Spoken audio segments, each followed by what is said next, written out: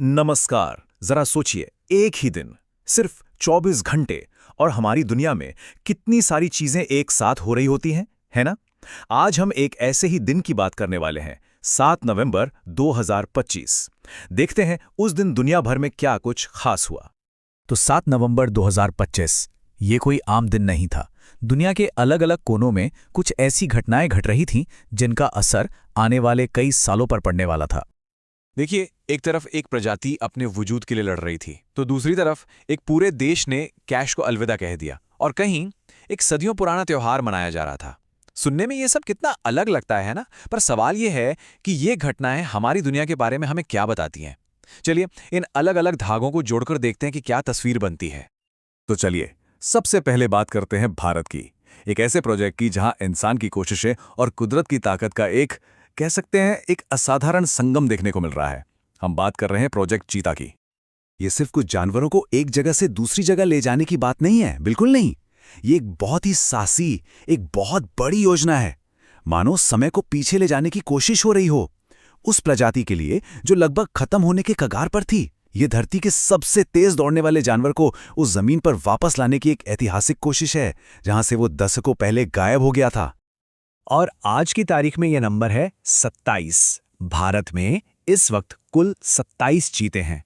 और ये सिर्फ एक नंबर नहीं है, ये एक पूरी कहानी है, उम्मीद की भी और मुश्किलों की भी। चलिए इन आंकड़ों को थोड़ा और समझते हैं। देखिए, नामीबिया और साउथ अफ्रीका से कुल 20 चीते लाए गए, फिर भारत में 26 शावकों ने जन्म लिया, जो कि वाकई एक बहुत बड़ी कामयाबी थी, एक बहुत बड़ी उम्मीद। लेकिन इस कहानी का एक दुखद पहलू भी है। कुल 19 चीतों की मौत भी हुई, और इन सब के बाद आज हमारे पास 27 चीते बचे हैं। ये पूरा सफर शुरू हुआ सितंबर 2022 में, जब नामीबिया से 8 चीते भारत आए। फिर फरवरी 2023 में साउथ अफ्रीका से 12 और चीते लाए गए। और ये कहानी यहीं खत्म नहीं होती। दिसंबर 2025 में बोत्सवाना से 8 और नए चीतों के आने की तैयारी है। मतलब ये एक ग्लोबल एफर्ट है जो सीमाओं से परे जाकर काम कर रहा है। अब सवाल उठता है कि इन चीतों की मौतें क्यों हुईं? देखिए, ये बहुत दुखद है, लेकिन ये इस तरह के प्रोजेक्ट की एक बड़ी चुनौती भी है। इसे कहते हैं ट्रांस कॉन्टिनेंटल रिलोकेशन, मतलब एक प्रजाति को एक महाद्वीप से उठाकर दूसरे में बसाना। इसमें बहुत सारी मुश्किलें आती हैं। नया मौसम, नई बीमारियां, सफर का तनाव, इन सब वजहों से कुछ चीतों की जान चली गई। अच्छा, तो ये तो हुई प्रकृति की बात। अब जंगल से निकलकर उस दुनिया में चलते हैं जिसे हम इंसान बना रहे हैं, क्लिक्स से, कोड से और पैसे के भविष्य से जुड़े नए नए आइडियाज से। एक सवाल है, क्या कोई अंदाजा लगा सकता है कि दुनिया का वो कौन सा देश है जिसने कैश को, मतलब नोट और सिक्कों को, पूरी तरह से बाय बाय कह दिया है? वो देश है स्वीडन। जी हां, 7 नवंबर 2025 को स्वीडन दुनिया का पहला ऑफिशियली कैशलेस देश बन गया। मतलब अब वहां हर पेमेंट, हर लेन-देन, सब कुछ डिजिटल है। ये पैसों के इस्तेमाल के तरीके में एक बहुत बहुत बड़ा बदलाव है। और ये जो ट्रेंड है ना, ये पूरी दुनिया में फैल रहा है। भारत भी इसमें पीछे नहीं है। देखिए, तेलंगाना ने एक नया एआई इनोवेशन हब लॉन्च किया है, ताकि वो एआई की दुनिया में ग्लोबल लीडर बन सके।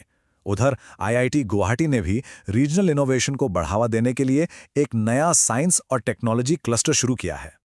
तो एक तरफ टेक्नोलॉजी आगे बढ़ रही थी, और उसी दिन दुनिया उन लोगों को सम्मान भी दे रही थी जो अपने अपने फील्ड में कमाल का काम कर रहे हैं, चाहे वो शांति हो, साहित्य हो या फिर विज्ञान। एक नज़र डालते हैं इन अवार्ड्स पर। श्री श्री रविशंकर को शांति और सुरक्षा के लिए 2025 का वर्ल्ड लीडर अवार्ड दिया गया। किरण देसाई को मिला प्रतिष्ठित बुकर प्राइज 2025, और डॉक्टर साई गौतम गोपाल कृष्णन को मिला Manohar Parrikar young scientist award 2025। लेकिन देखिए, प्रभाव या इन्फ्लुएंस सिर्फ अवार्ड से नहीं आता, ये मार्केट में भी दिखता है। जैसे राहुल द्रविड़ को एग्रीकल्चरल सेक्टर में पारादीप फॉस्फेट्स का ब्रांड एम्बेसडर बनाया गया, और दूसरी तरफ दीपिका पादुकोण को भारत सरकार ने मेंटल हेल्थ का एम्बेसडर नियुक्त किया। ये भी प्रभाव के नए चेहरे हैं। तो अब देखिए, एक तरफ एआई हब, कैशलेस इकोनॉमी, आधुनिक सुरक्षा, और इन सब के बिल्कुल उलट उसी दुनिया में सदियों पुरानी परंपराएं भी पूरी शान से चल रही हैं। जैसे हिमालय के दिल में एक 300 साल पुरानी परंपरा आज भी जिंदा है। और यही तो हमारी दुनिया की खूबसूरती है ना, कि यहाँ मॉडर्न टेक्नोलॉजी और गहरी पारंपरिक जड़ें दोनों एक साथ मौजूद हैं। तो 7 नवंबर को एक तरफ नेपाल में 300 साल पुराना ऐतिहासिक कार्तिक नाच उत्सव खत्म हो रहा था और उसी वक्त भारत में कोच्चि में इंडियन नेवी अपने नए सर्वे वेसल INS इशक को कमीशन कर रही थी और साथ ही हमारी आर्मी वायु समन्वय 2 नाम का एक एंटी ड्रोन एक्सरसाइज भी सफलतापूर्वक टेस्ट कर रही थी। संस्कृति और सुरक्षा दोनों साथ साथ। तो ये तो थी कुछ बड़ी बड़ी कहानियां, लेकिन इन सब के अलावा भी दुनिया हर पल चल रही है, हर पल बदल रही है। चलिए एक आखिरी नजर डालते हैं कुछ और अहम घटनाओं पर। न्यूयॉर्क शहर को अपना पहला भारतीय मूल का मेयर मिला, जोरान ममदानी। ये अपने आप में एक बहुत बड़ी बात है। और भारत में शतरंज की दुनिया से एक बड़ी खबर आई। इलम पार्थी AR भारत के 90वें चेस ग्रैंड मास्टर बन गए हैं। तो एक दिन और इतनी सारी अलग अलग दुनियाएं, एक भारतीय जंगल में चीता, स्टॉकहोम में कैशलेस पेमेंट, नेपाल में सदियों पुराना एक नाच। इन सब में कॉमन क्या है जो इन सबको जोड़ता है? शायद यही कि हमारी दुनिया एक ही समय पर कितनी अलग है, कितनी जटिल है और फिर भी कितनी गहराई से जुड़ी हुई है। और शायद इसी जुड़ाव में, इसी विविधता में ही इसकी असली खूबसूरती है।